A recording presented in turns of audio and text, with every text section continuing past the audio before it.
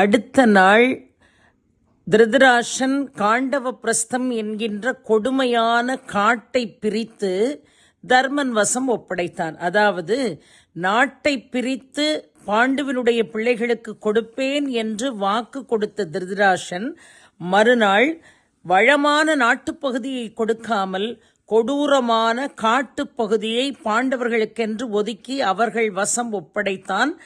தர்மன் காண்டவ பிரஸ்தத்தை ஆளுவதற்கு தயாரானான். காண்டவ பிரஸ்தம் என்கின்ற காட்டை அழித்து கிருஷ்ணன் இந்திரனை கொண்டு இந்திரன் வாயிலாக மயனை வைத்து மிக அழகாக அந்த நகரை மாற்றிய காரணத்தினால் அது இந்திரபிரஸ்தம் என்று அழைக்கப்படுகிறது என்று நான் சொன்னேன். இந்த காண்டவ பிரஸ்தத்தை எப்படி நிர்மாணித்தார்கள்?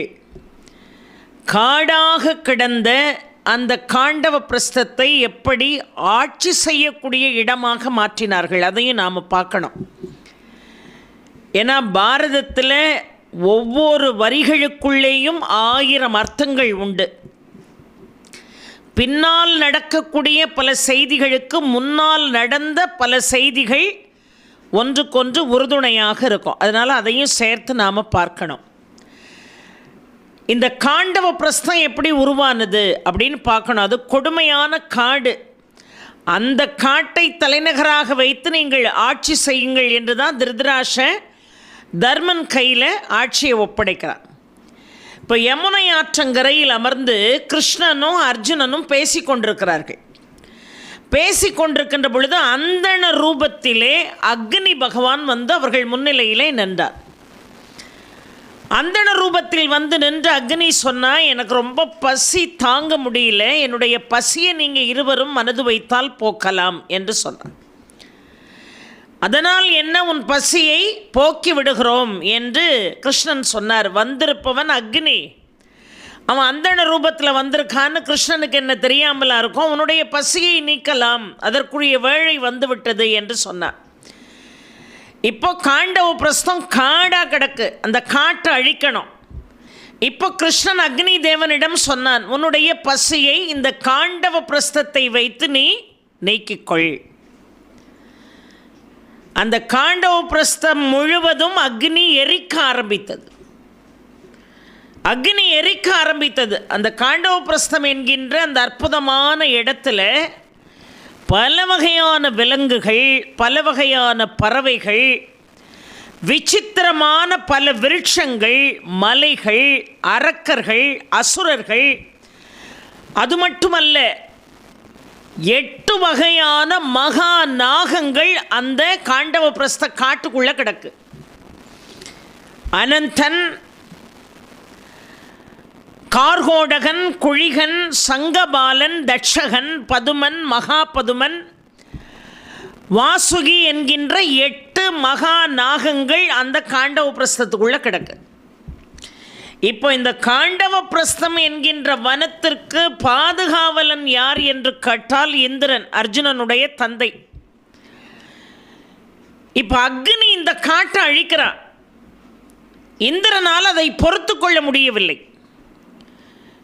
இந்திரன் என்ன செய்கிறான், 7 மேகங்களையும் அனுப்பி மழையை பொழிய வைக்கிறான். இந்த அக்னியை தடுக்கணும், அக்னி எரிவதை தடுக்கணும். தேவர்களையெல்லாம் அனுப்பி இந்த அஷ்டநாகங்களுக்கு தலைவனாக விளங்கக்கூடிய தட்சகன் இருக்கான் பாருங்க, அவனை போய் பாதுகாக்கணுங்கிறான். தட்சகனை பாதுகாக்கணும், நீங்கள் எல்லாரும் போங்கன்னு தேவர்கள் அனுப்புகிறான். தேவர்கள் தட்சகனை தேடி அலைகிறாங்க அந்த நெருப்புக்குள்ள. ஒரு புறம் அக்னி எரிந்து கொண்டிருக்கிறது, இன்னொரு புறம் மழையையே தடுத்து நிறுத்தக்கூடிய அம்பை பிரயோகம் செய்கிறான் அர்ஜுனன். 7 மேகங்களை அனுப்பி மழை பொழிந்து அக்னியை அவிப்பதற்கு பார்க்கிறான் யாரு, இந்திரன். ஆனால் அந்த மேக கூட்டங்களை தன்னுடைய வில்லினுடைய திறன் கொண்டு அத்தனையும் கலைக்க ஆரம்பித்தான் அர்ஜுனன். இப்படி போட்டி மிக பலமாக நடக்கிறது. இந்த நாகங்கள் எல்லாம் காட்டுக்குள்ள மாண்டு போகிறது. அனந்தன், கார்கோடகன், குழிகன், சங்கபாலன், பதுமன், மகாபதுமன், வாசுகி, இந்த நாகங்கள் எல்லாம் காணாமல் போகுது அந்த காட்டுக்குள்ள. இந்த அக்னியில் அதுகளுக்கெல்லாம் என்ன ஆச்சுன்னே தெரியல. ஆனால் தட்சகனை காப்பாற்றுங்க, தலைமையை காப்பாற்றுங்க காப்பாற்றுங்கன்னு இந்திரன் கடந்து துடித்து தேவாதி தேவர்களை அனுப்புகிறார். தட்சகனை முழுவதுமாக தேடுகிறார்கள். இதற்கிடையில் தட்சகனுடைய நாகமாது இருக்கிறாள் பாருங்கள், அவள் என்ன செய்தால் இந்த குட்டிகளை எல்லாம் வாயிலே கவ்விக்கொண்டு விண்ணை நோக்கி பறக்க ஆரம்பித்தாள். அந்த பெண் நாகம் குட்டிகளை எல்லாம் வாயில கவ்விக்கொண்டு விண்ணை நோக்கி பறக்க ஆரம்பித்தது. அர்ஜுனன் ஒரு அம்பை போட்டான். அம்பை போட்ட அடுத்த நிமிஷம் அது எரிந்து அப்படியே கீழே விழுந்தது. எரிந்து கீழே விழுந்தது. இந்திரன் அந்த தீயை அணைச்சு அதிலிருந்து ஒருத்தன் தப்பிச்சு போனான். அந்த வாயில் கவ்விட்டு இருந்ததே அந்த நாகமாது, அந்த வாயில் கவ்விய அந்த நாக குட்டிகளில் ஒருத்தன் தப்பிச்சு போனான். அவன்தான் அஸ்வசேனன், தட்சகனுடைய மகன் அஸ்வசேனன். அந்த அஸ்வசேனன் எங்கே போய் தஞ்சம் புகுந்தான் என்று சொன்னால், அர்ஜுனனுக்கு எதிரியாக துரியோதனன் அருகில் இருக்கக்கூடிய கர்ணனுடைய அம்பார தூணிக்குள்ளே போய் அம்பாக மாறி அடைக்கலமாக உள்ளே உட்கார்ந்துக்கிட்டான். அதுதான் பாரதம் சொல்கின்ற பொழுது எந்த விஷயத்தையும் விட்டுட்டு பாரதம் சொல்ல முடியாது. ஏன்னா பின்னாடி கர்ணனுடைய அம்பார தூணிக்குள்ளே இருந்த அஸ்வசேனன் எப்படி அஸ்திரமாக மாறினான் என்பதை நாம் பார்ப்போம். அப்போ முந்தின விஷயம் நமக்கு தெரிஞ்சிருக்கணும். அப்போதான் கதையினுடைய அம்சம், கதையினுடைய போக்கு நமக்கு தெளிவாக தெரியும். இப்போ அஸ்வசேனன் அம்பார தூணிக்குள்ளே போய் உட்கார்ந்துட்டான். இப்போ அஸ்வசேனன் தப்பித்து விட்டார். ஆனால் தேடி அலைகிறார்கள் தட்சகனை. இப்போ இந்திரன் பார்க்கிறான், கிருஷ்ணனை பார்க்கிறான். கிருஷ்ணன் அந்த இடத்துல இருக்கிறான். அர்ஜுனனை பார்க்கிறான். தன்னுடைய மகன் ஏன் இந்த காண்டவ பிரஸ்தத்தை இப்படி அழிக்கிறான் என்று அர்ஜுனன் இப்பொழுது இந்த காரியத்தை செய்வதை தடுக்க வேண்டும் என்பதற்காக இந்திரன் நேரடியாக வந்து இப்போ இந்திரனுக்கும் அர்ஜுனனுக்கும் இடையில் பெரிய சண்டை நடக்கு. இந்த பெரிய சண்டை நடந்து கொண்டிருக்கின்ற பொழுது அசரீரி கேட்கிறது, இந்திரா கவலைப்படாதே, தட்சகன் என்கின்ற நாகம் குருச்சேத்திர பூமிக்கு சென்று விட்டான், அவன் தப்பித்து விட்டான். மந்தபால முனிவருடைய அனுகிரகத்தினால் 4 சாரங்க பறவைகளுடைய குஞ்சுகள் தப்பித்து விட்டது, அஸ்வசேனனும் தப்பித்து விட்டான் என்கின்ற சப்தம் கேட்ட பிறகுதான் அந்த சண்டையே நிற்கிதுங்க. இன்னும் சொல்ல போனால் அக்னி தேவன் மயனையும் சேர்த்து அழிப்பதற்கு பார்க்கிறான். அந்த மயன் அர்ஜுனா அபயம் அபயம் என்று சத்தம் கொடுக்கிறான். அந்த மயனை இப்பொழுது அர்ஜுனன் காப்பாற்றுகிறார். ஆக 4 சாரங்க பறவைகளுடைய குஞ்சுகள் அஸ்வசேனன் என்கின்ற தட்சகனுடைய மைந்தன், அதோடு தட்சகன், இத்துணை பேரும் மிக அழகாக தப்பித்தார்கள் என்று பார்க்கிறோம்.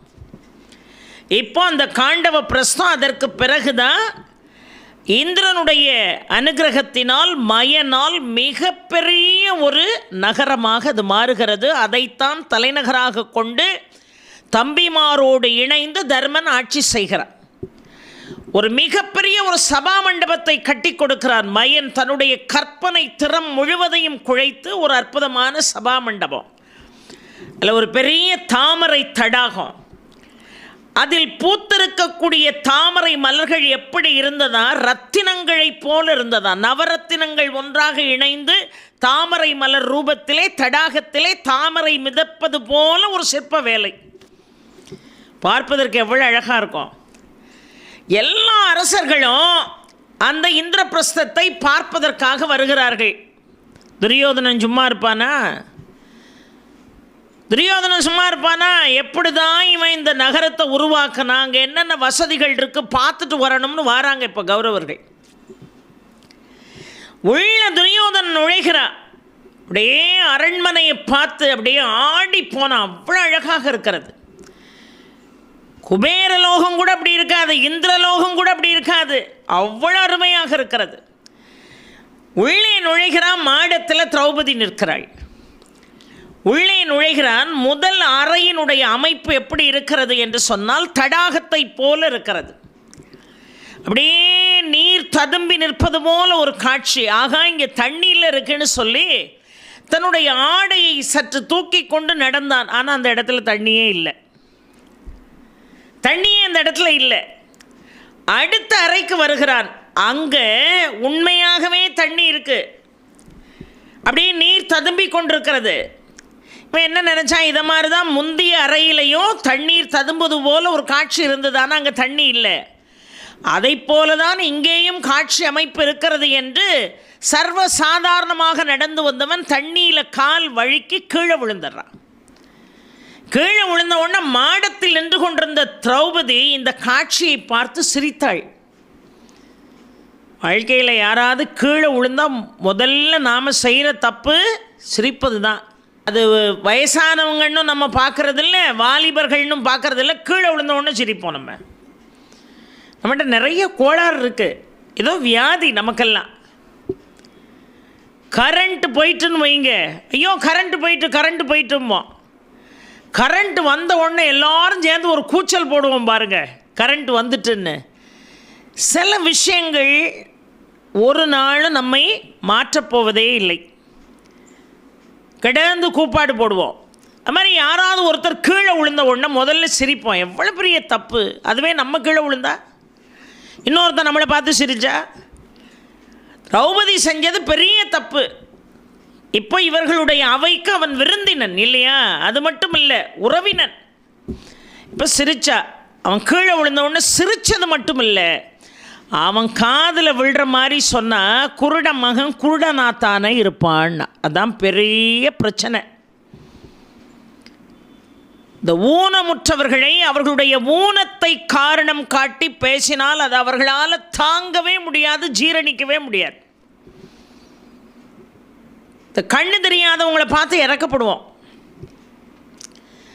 வாய் பேச தெரியாதவர்களை பார்த்து என்ன செய்வோம்? இறக்கப்படுவோம்.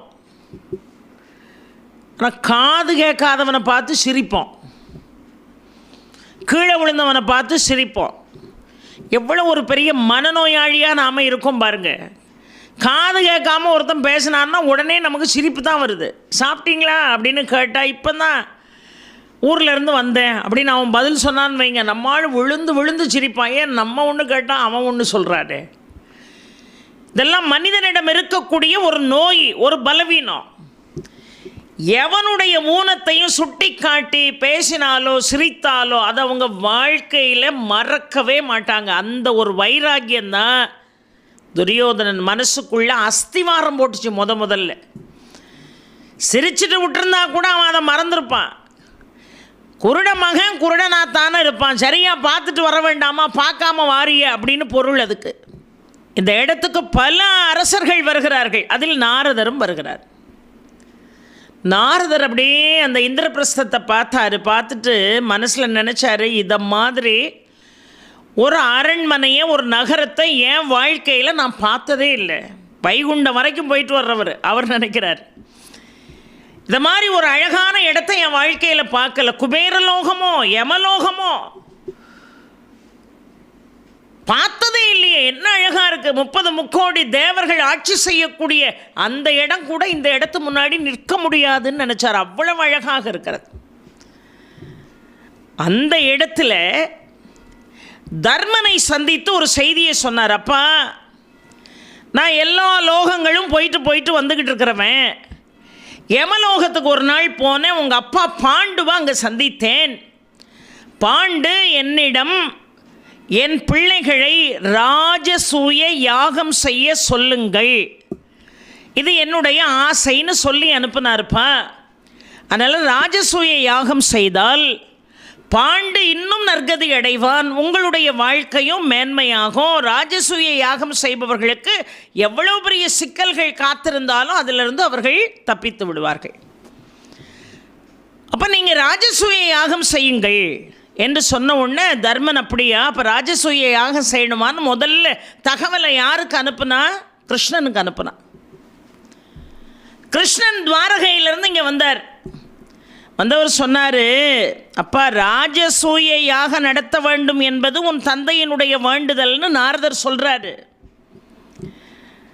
ஆனால் ராஜசூய யாகம் நடத்துறதுங்கிறது அவ்வளோ சாதாரணமான காரியம் கிடையாது. ராஜசூய யாகம் செய்யணும்னா அதுக்கு உண்மையாகவே பூர்வ ஜென்ம பலன் இருந்தால் மட்டும்தான் செய்ய முடியும். ஒன்று. இன்னொன்று, இந்த ராஜசூய யாகம் எவன் செய்கிறானோ அந்த மன்னனுக்கு மற்ற நாட்டு மன்னர்கள் அத்துணை பேரும் கப்பம் கட்டக்கூடிய அளவிற்கு கட்டுப்பட்டவர்கள். நீ ராஜசூய யாகம் செஞ்சு முடிச்சிட்டீங்கன்னா உன்னுடைய பேச்சை யாரும் இங்கே என்ன செய்ய முடியாது, மீற முடியாது. ஆனால் எல்லாரும் இதுக்கு சம்மதிச்சாலும்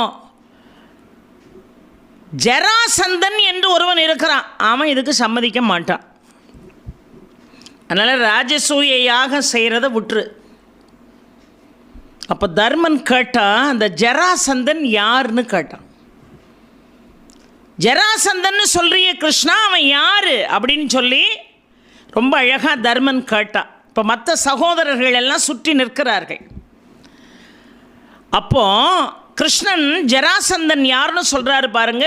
பிருகத்ரதன் என்று மகத நாட்டு மன்னன். பிருகத்ரதன் என்பது அவனுடைய பெயர். அவன் காசி ராஜகுமாரிகளை மணக்கிறான், 2 பேரை மணக்கிறான். இந்த 2 பெண்களை மணந்தும் அவனுக்கு ரொம்ப நாளாக குழந்தை இல்லை. பிருகத்ரதன் குழந்தை இல்லை, தனக்கு வாரிசு இல்லைன்னு ரொம்ப என்ன செய்கிறான், கவலைப்படுறான். கவலைப்பட்டு கடுமையான தவம் செய்கிறான். அந்த தவத்தினுடைய விளைவாக சண்ட கௌசிகர் என்கின்ற முனிவர் ஒரு மாங்கனியை கொடுக்குறார். யாருக்கு? பிருகத்ரதனுக்கு ஒரு மாங்கனியை சண்ட கௌசிகர் என்கின்ற முனிவர் கொடுக்குறார். அந்த மாங்கனி, தவத்தால் கிடைத்த அந்த மாங்கனியை கொண்டு வந்து அதை 2ஆக அறிந்து, ஏன்னா 2 மனைவி, 2ஆக அறிந்து ஆளுக்கு பாதியாக கொடுத்தான். இந்த 2 பேரும் வாங்கி சாப்பிட்டாங்க. சாப்பிட்டா இருவருமே கருவுற்றார்கள். இப்போ குழந்தை பிறக்கக்கூடிய நேரம் நெருங்குகிறது. 2 பேருமே ஒரே நேரத்தில் குழந்தையை பெற்றார்கள். ஆனால் என்ன சிக்கல் அப்படின்னு கேட்டிங்கன்னா, ஒரு தாயினுடைய வயிற்றில் தலை மட்டும் வந்து வெளியே விழுந்தது, இன்னொரு தாயினுடைய வயிற்றிலிருந்து உடம்பு வந்து வெளியே விழுந்தது.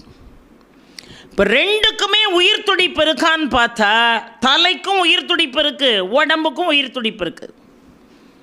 இப்போ தலை தனியாக உடம்பு தனியாக, ஒரு தாய்க்கு தலை ஒரு தாய்க்கு உடம்பு. எங்கேயாவது கேள்விப்பட்டிருக்கோமா? எங்கேயாவது கேள்விப்பட்டிருக்கோமா? பிருகத்ரதன் நினச்சா, அம்மா எவ்வளவு கடுமையான தவம் செய்து சண்ட கௌசிகருடைய அனுகிரகத்தை பெற்று ஒரு மாங்கனியை பெற்று உங்கள் 2 பேருக்கும் ஆளுக்கு பாதியாக கொடுத்து நீங்கள் கருவுற்ற அன்றைக்கு நான் எவ்வளோ மகிழ்ச்சி அடைந்தேன். ஆனால் இன்றைக்கி அந்த கரு உருப்பெற்று அந்த உலகத்துக்கு வந்திருக்கு. ஒன்று தலையும் மட்டும் இருக்குது, இன்னொன்றுக்கு உடம்பு மட்டும் இருக்குது. எவ்வளோ பெரிய கொடுமை, யாரும் பார்க்கக்கூடாத கொடுமை. எந்த தாய்க்கும் தகப்பனுக்கும் நேரக்கூடாத ஒரு கொடுமை. அப்படியே ஆடி போனான். சரி, இனிமே இதை வச்சுருந்து என்ன செய்ய? வெறும் தலையையும் வெறும் உடம்பு துடிச்சிக்கிட்டு கிடக்கிற உடம்பையும் வச்சு என்ன செய்ய முடியும்? உடனே என்ன செய்தான், பிருகத்ரதன் தன்னுடைய மனைவி 2 பேரையும் சமாதானப்படுத்தி அந்த உடம்பையும் தலையும் அரண்மனைக்கு வெளியில் கொண்டு போய் வீச சொல்லிட்டான். இப்போ அரண்மனைக்கு வெளியே கொண்டு தலையையும் உடம்பையும் வீசிட்டு வந்துட்டாங்க காவலர்கள். இவனுக்கு நிறைய இஷ்ட தேவதை உண்டு. யாருக்கு? பிருகத்ரதனுக்கு நிறைய இஷ்ட தேவதைகளை வழிபாடு செய்வான். அந்த இஷ்ட தேவதையில் ஒரு துஷ்ட தேவதை ரொம்ப நெருக்கமானவள். யாருக்கு? இந்த மன்னனுக்கு. பிருகத்ரதன் எத்தனையோ இஷ்ட தெய்வங்களை வழிபாடு செய்தாலும் மிக ஆழமாக வழிபாடு செய்யக்கூடிய ஒரு துஷ்ட தேவதை, அந்த துஷ்ட தேவதை பேரு ஜெரை என்று பேர். ஜெரை என்று அதை அழைத்தார்கள், இல்லை என்றால் ஜரா என்று கூட அதை அழைத்தார்கள். இப்போ வெளியே தலை ஒரு பக்கம் உடம்பு ஒரு பக்கம் கிடந்தது பாருங்க, ஆனால் 2க்குமே உயிரோட்டம் இருக்குது. 2ஐயும் இந்த ஜரா என்கின்ற துஷ்ட தேவதை ஒன்றாக இணைத்து கொண்டு வந்து பிருகத்ரதன் கையில் கொடுத்தது. இந்த இருக்குப்பா உன் பிள்ளைன்னு. தலை தனியாக உடம்பு தனியாக கிடக்குன்னு நினச்சியே, 2ஐயும் நான் ஒன்று சேர்த்துட்டேன். இந்த அப்படி என்னுடைய அனுகிரகத்தினால உன் பிள்ளையை உன் வசம் ஒப்படைத்தேன். ஜரா 2 பாகங்களையும் ஒன்றாக இணைத்து பிருகத்ரதன் கையில் கொடுத்ததுனால அந்த குழந்தைக்கு என்ன பேர்? ஜராசந்தன் என்று பேர். ஜரா என்கின்ற துஷ்ட தேவதை கொடுத்த காரணத்தினால் அந்த குழந்தை பேர் ஜராசந்தன். மிகச்சிறந்த பராக்கிரமசாலி, சாதாரணமானவன் அல்ல, மிக மிகச்சிறந்த பராக்கிரமசாலி என்று பார்க்கிறோம். இப்போ சொல்கிறாரு, இந்த ஜராசந்தன் யார் தெரியுமா? சிசுபாலனுக்கு நெருங்கிய தோழன். சிசுபாலனுக்கும் கிருஷ்ணனுக்கும் ஆகாது. வசுதேவருடைய சகோதரியினுடைய மகன் சிசுபாலன். சிசுபாலனுக்கு எப்போ பார்த்தாலும் கிருஷ்ணர் மேலே பகை. இந்த சிசுபாலன் இந்த ஜராசந்தனுக்கு நெருக்கம். ஏன்? உறவுக்காரன்னு மட்டுமில்லை, நெருங்கிய நண்பர்களும் கூட. இந்த ஜராசந்தன் யாருன்னு கேட்டா, நான் ஒருவனை அழித்தேனே, ஒருவனுடைய அக்கிரமத்துக்கு முற்றுப்புள்ளி வைத்தேன், அவன் பெயர் என்ன? கம்சன். கிருஷ்ணன் சொல்கிறாரு பாண்டவர்களிடம், அந்த கம்சனுடைய மகளை திருமணம் செய்தவன் யார் என்று கேட்டால் இந்த ஜராசந்தன். அப்போ சிசுபாலன், ஜராசந்தன், கம்சன் என்பவனுக்கு எவ்வளவு நெருக்கம் என்று பார்த்து கொள்ளுங்கள். கம்சனை நான் கொன்றுவிட்டேன் என்கின்ற காரணத்தினால மாமனாரை கொன்னவனை விடப்படாதுங்கிறதுக்காக என் மீது பகை பாராட்டி கொண்டிருக்கிறான் இந்த ஜராசந்தன். இவனை எப்படிப்பா நீ வீழ்த்த போகிற? எவ்வளவு பலம் பொருந்தியவன் தெரியுமா அவன்? அவனை யாராலும் வீழ்த்த முடியாது. அதனால் ராஜசூய யாகத்துக்கு அவன் சம்மதிக்க மாட்டான், அவன் கப்பம் கட்ட மாட்டான், உனக்கு தலைவணங்க மாட்டான். ராஜசூய யாகம் செய்யணுங்கிறத மறந்துடுன்னு. தர்மன் எப்பொழுதுமே ரொம்ப அமைதியானவன், சாத்வீக குணம் கொண்டவன். அவன் சொன்னான், ஆமாம்மா, தேவையில்லாமல் போர் செஞ்சு ஒருத்தர் அடிச்சுக்கிட்டு சாகிறத விட சும்மா இருக்கலான்ட்டான். பீமன் சொன்னான், அண்ணா இப்படி பேசாத, நீ அமைதியாக இருக்கிறது, சாத்வீகமாக இருக்கிறது, நீதி நேர்மைகளோடு இருக்கிறது, அதெல்லாம் ரொம்ப சரிதான், பாராட்டுக்குரிய விஷயந்தான். ஆனால் தர்மன் என்கின்ற பேர் இருக்கிற காரணத்தினால தர்மம் தழைக்க வேண்டும் என்று மட்டும் நினைப்பது உன் நோக்கமாக இருக்கக்கூடாது. தர்மம் தழைக்கத்தான் வேணும், ஆனால் அது எப்போ தழைக்கும்? அதர்மங்களை அழித்தால் தான் தர்மம் செழிக்கும். ஒரு காரியத்தை இன்னாரால செய்ய முடியும் அப்படிங்கிற நிலை வருகின்ற பொழுது செய்கிறவனால தானே அந்த பூமிக்கு சேமம். நமக்கு எதுக்கு இதெல்லாம் அப்படின்னு எல்லாரும் இதே மாதிரி ஒதுங்கி போயிட்டான்னா நல்லது எப்படி நாட்டில் நடக்கும்? அப்போ தர்மம் என்கின்ற பெயரை கொண்ட நீ ஆழக்கூடிய பகுதியில் தர்மம் நிலைக்க வேண்டும் என்று சொன்னால் இதை போல அதர்மங்களுக்கு தலைவனாக விளங்கக்கூடியவனை அழிப்பதற்கு நீ முற்படணுமா இல்லையா? கேட்ட உடனே தர்மன் பேசாமல் இருந்தார். நியாயம்தானேன்னு. அர்ஜுனன் ஒரு தர்மம் சொன்னான் பாருங்க. பாரதம் ஒவ்வொருவருடைய வாயிலிருந்து வரக்கூடிய வார்த்தைகளிலிருந்தே அறத்தை போதிக்கும். அர்ஜுனன் சொன்னா, ஊக்கம் நிறைந்தவன், பலம் பொருந்தியவன், பராக்கிரமசாலி, ஒரு தன்னை விட சிறந்த பலவான் முன்னிலையில் நின்றால் ஊக்கத்தினால் அவன் வென்று விடுவான். மீண்டும் ஒரு முறை சொல்கிறேன், மிகச்சிறந்த ஒரு பராக்கிரமசாலி, ஆனால் என்னால் முடியும் அப்படிங்கிற ஊக்கத்தோடு ஒருவன் நிற்கிறான் என்று சொன்னால் அவனை விட பலம் பொருந்தியவனை கூட இவன் வீழ்த்தி விடுவான். ஆனால் அத்தனை பராக்கிரமங்களையும் தன்னகத்தை வைத்து என்னால் இது முடியுமா என்று ஒரு கணம் யோசித்து விட்டான் என்று சொன்னால் தன்னை விட பலவீனமானவனிடம் அவன் தோற்று போவான். அப்போ உனக்கு பலம் நிரம்ப இருந்தால் கூட அந்த பலத்தினால் வெல்லலாம் என்கின்ற நம்பிக்கை இருந்தால் பன்மடங்கு உன்னை விட பலம் பொருந்தியவனை நீ வீழ்த்தி விடலாம்.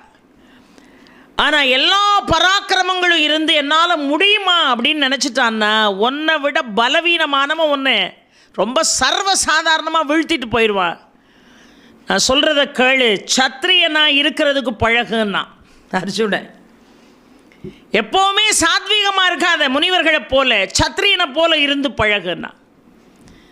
கிருஷ்ணர் சொன்னார், சரி நாங்கள் புறப்பட்டு போகிறோம், நானும் பீமனும் அர்ஜுனனும் போகிறோம். பீமன் சொன்னால் என்னுடைய பலம், தர்மனை பார்த்து பீமன் சொன்னான் என்னுடைய பலம், அர்ஜுனனுடைய வில் ஆற்றல், கிருஷ்ணனுடைய சாதுரியம், இந்த மூணும் ஒன்றாக இணைகின்ற பொழுது ஜராசந்தனால் என்ன பண்ண முடியும்? அங்கே புறப்பட்டு போகிறோன்னு இப்போ அந்தண ரூபத்திலே புறப்பட்டு மகத நாட்டுக்கு வந்தாங்க. இப்போ ஜராசந்தன் அந்த மகத நாட்டில் நரமேத யாகத்துக்கு ஏற்பாடு செஞ்சுருக்கான். சாதாரணம் இல்லை, 84 அரசர்களை ஒரு இடத்துல பிடிச்சி வச்சுருக்கான். கிரி விரஜம் என்கின்ற மலை குகைக்குள்ளே இப்போ 84 அரசர்கள் இருக்காங்க உள்ள. இவ்வளோ பேரையும் வச்சு தான் யாகம் பண்ண போகிறான். அந்த யாகத்தினால் தான் அதற்கு நரமேத யாகம் என்று பெயர். நரபலி கொடுக்க போகிறான் 84 அரசர்களை. இந்த அந்தண ரூபத்தில் வந்து இந்த 3 பேரையும் ஜராசந்தன் வரவேற்றான். நீங்கள் எதுக்காக இங்கே வந்திருக்கீங்க அப்படின்னு கேட்டான். இல்லை, உங்களை பார்த்துட்டு போகலான்னு வந்தோம் அப்படின்னாரு கிருஷ்ணர். ஆனால் பேச்சு கொடுத்துக்கிட்டே கிருஷ்ணனை, பீமனை, அர்ஜுனனை பார்க்கின்ற பொழுது இந்த கையெல்லாம் காய்ப்பு பிடிச்சி போயிருந்தது. வில்லையும் அம்பையும் பிடிச்சி அர்ஜுனனுடைய, பீமனுடைய கைகள் எல்லாம் காய்ப்பு பிடிச்சிருந்தது. சத்திரிய சின்னங்கள் அவர்கள் உடம்பில் இருந்ததை அவன் கண்டறிந்தான். அவனுக்கு சந்தேகம் வந்துட்டு, இவங்க அந்தணர்கள் கிடையாது, இது சத்திரியர்கள். ஜராசந்தன் சொன்னான், உண்மையை சொல்லுங்கள், நீங்கள் 3 பேரும் யார்? பகவான் சொன்னார், நான் தான் கிருஷ்ணன், இது பீமன், இது அர்ஜுனன். உங்களுக்கு இங்கே என்ன வேலைன்னு கேட்டான். உங்களுக்கு இங்கே என்ன வேலை? ஏற்கனவே ஜராசந்தனுக்கு கிருஷ்ணனை பிடிக்காது, நான் மாமனை கொண்டுட்டான்னு.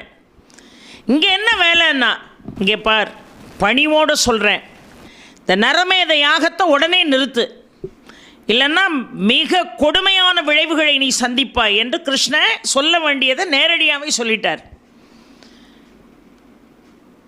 அப்படி நிறுத்தலைன்னா நீ அழிந்து போவாய். கிருஷ்ணர் கேட்டார், நான் இங்கே இருக்கேன், அர்ஜுனன் இருக்கான், பீமன் இருக்கான், எங்கள் 3 பேரில் யாராவது ஒருவரோடு போரிட்டு உன்னால் வெல்ல இயலுமா? நீ யாருடன் போர் செய்ய விரும்புகிறாயின்னு கேட்டார். பீமனோடு போர் செய்கிறேன்னா. சரின்னு சொல்லி நள்ளிரவில் தன்னுடைய அரண்மனையை விட்டு வெளியே வந்தான் ஜராசந்தன். இப்போ பீமன் அவனோடு சண்டை செய்வதற்கு தயாராக இருந்தார். இப்போ பீமனுக்கும் அவனுக்கும் இடையில் கடுமையான போர் நடக்கிறது. போர்னா கொஞ்ச நெஞ்சமான போர் இல்லை, 2 பேருமே பலசாலிகள். கடுமையான போர் நடக்கிறது. 13 நாட்கள் போரில் பட்டு பயங்கரமாக 2 பேரும் ஒருவரை ஒருவர் தாக்கி கொண்டார்கள். 14வது நாள் போர். பீமன் யாருடைய அம்சம்? வாயு பகவானுடைய அம்சம் இல்லவா? காற்று போல அவனை தூக்கி சுழட்டி அடித்து 14வது நாள் என்ன செய்தான்? அப்படியே பலம் குன்றி போனான். 14வது நாள் பலம் குன்றி போனவனை பீமன் என்ன செஞ்சான்? இதுதான் சந்தர்ப்பம்னு ஜராசந்தனுடைய உடம்பை 2ஆ கிழிச்சு அப்படி தூர போட்டான். ஜராசந்தன் உடம்பை 2ஆ கிழிச்சு தூர வீசினான் பாருங்க. 2 பாகமாக பிரிந்த உடல் மீண்டும் ஒன்று சேர்ந்தது. பழையபடி கடுமையான யுக்திகளை எல்லாம் கையில் எடுத்து மீண்டும் ஜராசந்தனை 2 கூறுகளாக பிளந்து வீசினான். பழையபடியும் உடம்பு ஒன்றா சேர்ந்து பல முறை பிளந்தான். அந்த உடம்பை கீறி அங்கிட்டும் போட்டான், ஒன்று சேர்ந்தது. கிருஷ்ணர் பார்த்துக்கிட்டே இருந்தார். பீமா அப்படின்னார். ஒரு புல்லை எடுத்து கிருஷ்ணர் கையில் வச்சுக்கிட்டு அந்த புல்லை 2ஆ உடைச்சி அப்படி மாற்றி போட்டார். ஒன்றும் சொல்லவே இல்லை. கிருஷ்ணர் செய்கிற வேலையெல்லாம் நினச்சா எவ்வளோ சுவாரஸ்யமாக இருக்குது தெரியுமா? அதர்மத்தை அழிப்பதற்கு கிருஷ்ணன் ஒவ்வொரு முறையும் வந்து நிற்கிறார். இப்போ உடம்பு கிழிந்து 2 பாகமாக விழுந்து மீண்டும் சேர்ந்தது. இப்போ பீமனை கிருஷ்ணன் கூப்பிட்டு, பீமா அப்படின்னு கையில் ஒரு புல்லை எடுத்துக்கிட்டு அந்த புல்லை 2ஆ உடைச்சி இப்படி மாற்றி போட்டு விட்டார். என்ன அர்த்தம்? இந்த பிளந்த உடலை பக்கத்தில் போடாத, பழையபடி டக்குன்னு ஒன்று சேர்ந்துருது. அதனால் இடமாற்றி போடுன்னா. இப்போ பாதியாக உடம்பை கிழிச்சான். அந்த உடம்பை இந்த பக்கம் போட்டான், இந்த பகுதியை அந்த பக்கம் போட்டான். 2ஆலையும் சேர முடியல. இப்பொழுது ஜராசந்தன் மாண்டு போனான் என்று பார்க்கிறோம். பீமனுக்கும் ஜராசந்தனுக்கும் இடையிலே நடந்த 14வது நாள் போரிலே கிருஷ்ணனுடைய துணை கொண்டு ஜராசந்தனை பீமன் வீழ்த்தினான் என்று பார்க்கிறோம். அதற்கு பிறகு ராஜசூய யாகம் தொடங்க இருந்தது. இந்த ராஜசூய யாகம் தொடங்குகின்ற பொழுது ரொம்ப அழகாக, ஏன்னா ஒரு பணம் இப்பொழுது அங்கே கிடக்கு இல்லையா?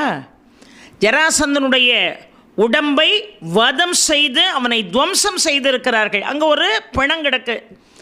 இப்போ இங்கே யாகம் நடத்தணும். சாதாரண யாகம் இல்லை, ராஜசூய யாகம். அப்போ அந்த இடத்தை எவ்வளோ சுத்தப்படுத்தணும்னு சொல்லி பார்க்கடலிலிருந்து நீரை கொண்டு வந்து சங்கிலே ஊற்றி அந்த சங்கு தீர்த்தத்தை கொண்டு தர்மனை கிருஷ்ணனே அபிஷேகம் செய்தார் என்று பார்க்கிறோம்.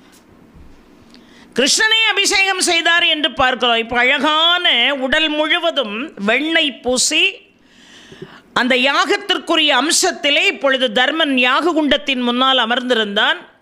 மிகச்சிறப்பாக யாகம் நடைபெற்று கொண்டிருக்கிறது. இப்போ அவிர்வாகம் கொடுக்கணும், முதல் மரியாதை செய்யணும். முனிவர்கள் எல்லாரும் அந்த அவிர்வாகத்தை மிக அருமையாக வாங்கி கொண்டார்கள். யாருக்கு முதல் மரியாதை செய்யணும் அப்படின்னு ரொம்ப அழகாக விவாதித்து கொண்டிருந்தார்கள். இப்போ தர்மன் போய் பீஷ்மர்கிட்ட கேட்டான். அந்த கூட்டத்தில் வசிஷ்டர் இருக்கிறாரு, வியாசர் இருக்கிறாரு, பீஷ்மர் இருக்கிறாரு, யாருக்கு முதல் மரியாதை செய்யணும் அப்படின்னு கேட்டார். பீஷ்மர் சொன்னார், முதல் மரியாதை யாருக்கு செய்யணும்னு எங்கிட்ட கேட்க வேண்டிய அவசியமே இல்லை. நமக்கெல்லாம் பாதுகாவலனாக விளங்கக்கூடிய கிருஷ்ணனுக்கு தான் முதல் மரியாதை. கிருஷ்ணனுக்கு தான் முதல் மரியாதை. எல்லோரும் அதை ஆமோதித்தார்கள், ஒருவனை தவிர. யார் தெரியுமா? சிசுபாலன். இந்த சிசுபாலனுக்கு கிருஷ்ண மேலே எப்பொழுதுமே காழ்ப்புணர்ச்சி. அவன் சொன்னான், நல்லா இருக்குயா, ரொம்ப மரியாதையாக இருக்கு இந்த இடம். ஒரு விஷயத்தை எவ்வளவு வாழைப்பழத்தில் ஊசி இறக்குற மாதிரி சொன்னான் பாருங்க. யாருக்கு முதல் மரியாதை செய்ய வேண்டும் என்று பீஷ்மரிடம் ஒருவன் கேட்கிறானே, அது யாரு? தர்மன். யாருக்கு முதல் மரியாதை செய்ய வேண்டும் என்று பீஷ்மரிடம் ஒருவன் கேட்கிறானே, அவன் நியாயமான வகையில் இந்த மண்ணுக்கு வந்தவன் இல்லை. நீ இன்னாருக்கு செய்யன்னு சொல்லி ஒருத்தன் அறிவுரை சொல்லிக்கிட்டு இருக்கானே, அறிவுரை கேட்டவங்கிட்ட அவன் பிறப்பை கேட்டால் ரொம்ப ஆச்சரியம். பள்ளத்தை நோக்கி ஓடக்கூடிய ஒருத்திக்கு பிறந்தவன். இவனுக்கு பிறப்பெல்லாம் நினச்சா சிரிப்பாக இருக்குன்னா. சிசுபாலன் எவ்வளோ மோசமான வார்த்தை பாருங்க. சரி, இவனுக்கு தான் அவிர்வாகம் கொடுக்கணும்னு முடிவு பண்ணுறானுங்களே, இவனுக்கு தான் முதல் மரியாதை கொடுக்கணும்னு முடிவு பண்ணுறாங்களே, அவன் யாரு? மாடு மேய்க்கிறவன். இந்த 3 பேரும் சேர்ந்தானுங்களே, உருப்பட்டாப்பில் தான் சிசுபாலன். என்ன சொல்கிறான்?